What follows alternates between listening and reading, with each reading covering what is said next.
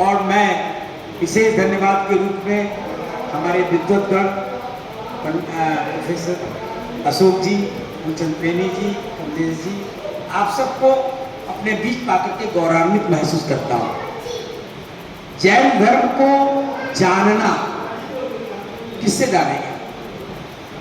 देव दर्शन किया, मंदिर चले गए, सुबह पूजा कर लिया, प्रक्षाल कर लिया, शांति धारा बोल लिया, माला जप कर लिया, कुछ भक्तांबर जी पढ़ लिया, क्या यही जैन धर्म हो गया? मैं इस बात को ऐसे इसलिए कह रहा हूं कि मेरे बचपन में मेरी माँ ने जैन धर्म का बीज तो डाला, और जब मैं रुड़की यूनिवर्सिटी पढ़ने जा रहा था तो उन्होंने मुझे कुछ ग्रंथ दिया और कहा जब खाली समय होगा तो पढ़ना। तो रुड़की यूनिवर्सिटी बहुत दिन छुट्टियां भी होती तो मैं पढ़ता था। मुनिचर्या, गुरु को गुरु, मुनियों के आचरण, श्रावक धर्म, इन सब की चर्चा थोड़ी थोड़ी उस वक्त में मैंने जो पढ़ी वो मेरे मनस पटल पर घर करके बन गई।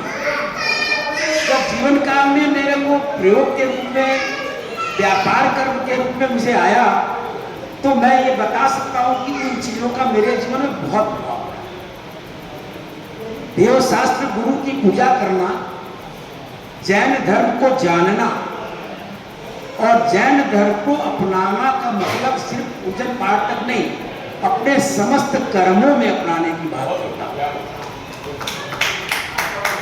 आप भाव हिंसा की बात करते हैं, भाव हिंसा कैसा? किसी के प्रति क्रोध भी आ गया तो भी भाव हिंसा हो गई।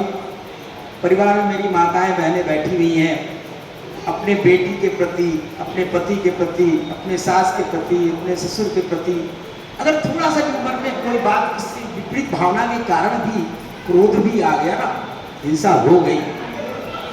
मेरे घर में बहुत परिवार के काफी लोग हैं ना, तो मुझे सूत्र बंधन का कार्य करना पड़ता है। तो मैं ये महसूस करता रहता हूँ कि कैसे करूँ। तो उसका एकमात्र जो जैन धर्म में भाव प्रकट किया गया है, समभाव में रहिए। समभाव में रहेंगे, इसका मतलब मैं जो समझ पा रहा हूँ जैन धर्म का, मेरे विद्वतगण हैं कि समान भाव में हमेशा बने रहिए, क्योंकि मैं मानता हूँ मनुष्य का स्वभाव ही उसका धर्म है।